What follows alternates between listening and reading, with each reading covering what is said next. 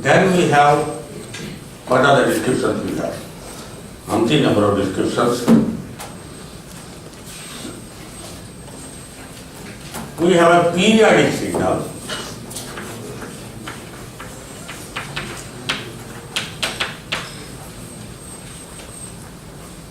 What does periodic signal mean?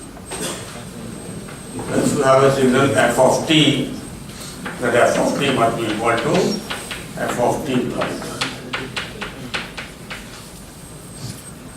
Another definition of a periodic signal with a period equal to t. The same signal is repeated for every t, and so this becomes a periodic signal.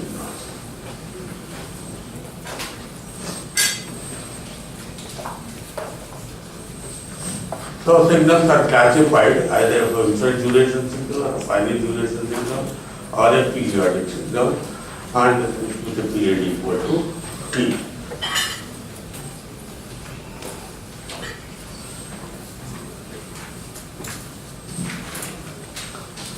Most signals fall under this category. My mathematics teacher, another mathematics teacher always used to say, what in nature is not periodic? So why are you bothered about periodicity and non-periodicity? All signals are periodic. Volcanoes occur in such a well-defined. The sunspots occur in every year cycle, and the electrons rotate around the core with certain periodicity. So everything happens, whole life is periodic. So why talk about periodicity? My mathematics teacher always used to tell me. So periodicity is a very inherent natural phenomena, and most signals we have across are periodic signals. And for example, we are so in love with sine wave, and sine wave is a periodic signal, right? And why you fall in love in this with respect to sine wave, we will see. And by this time you must have understood why we are in love with sine waves. And in case of linear time invariant system. So periodic signals is something which we are also habituated, and it turns out that historically the signal that we generated first was a periodic signal.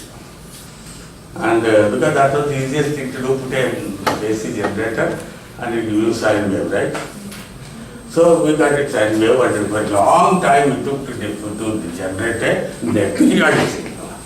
How to make a signal which is a periodic, charging a capacitor and discharging a capacitor. This was a periodic signal, right?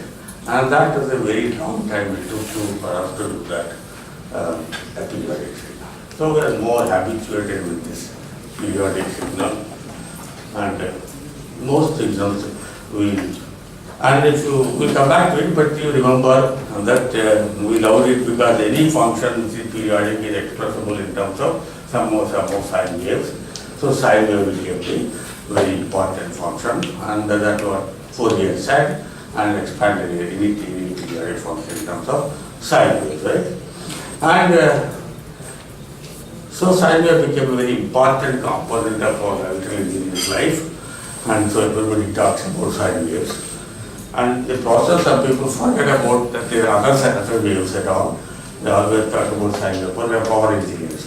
Power engineers don't even think that there is something going to be a periodic signal. They always think everything is a sine wave. Because that's the only wave that they can generate and transmit, receive and use. So the power engineers always think in terms of 50 Hz sine wave. But we as a general electrical engineer worry about all kinds of signals of this nature. Periodic, aperiodic. And then we have signals which are called causal.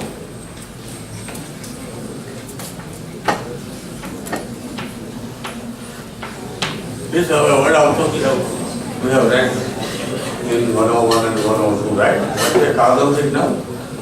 A causal signal is a signal which is f of t is 0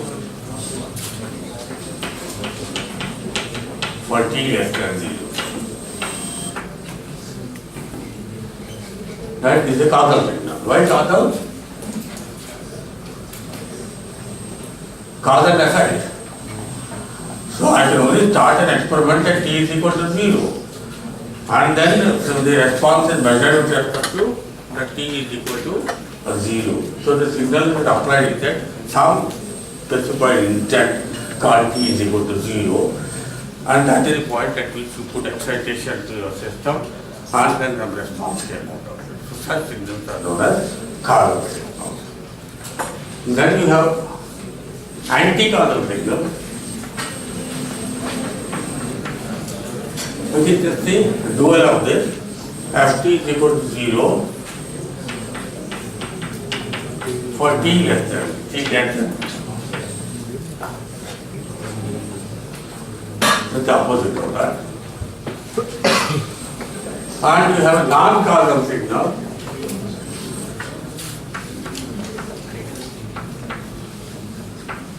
These are terms which you must understand. It exists for all values of t from minus infinity to plus infinity. It is not 0 for any. We will see as we go along.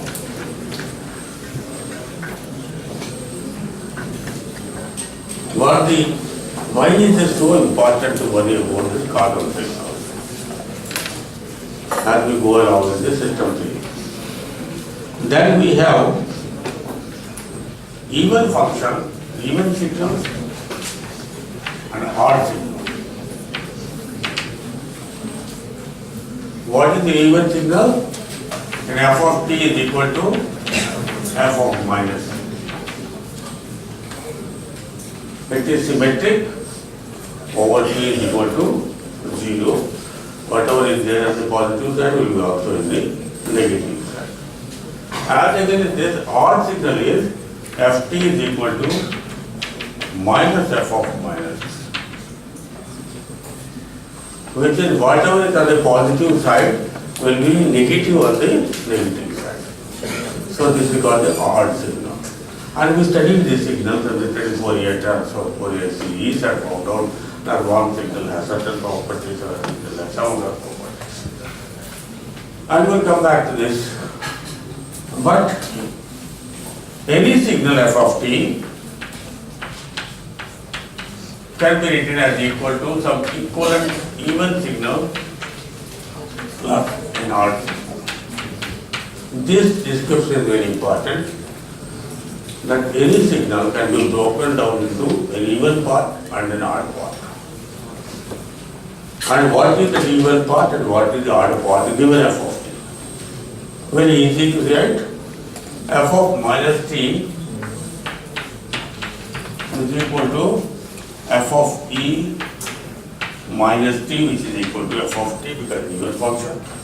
And this is equal to minus f odd t by definition. Add up these two. So you get f of fet is equal to f of t plus f of minus t divided by 2. And similarly f of ot odd function is equal to f of t minus f of minus t.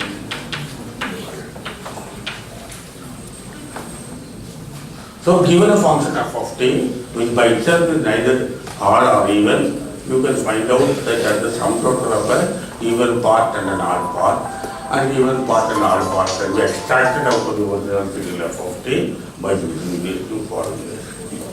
And why is it important, we will see later, and we would like to look at this signal in terms of an even component and an odd component. And it is important to break the signal in terms of even and odd part. Okay.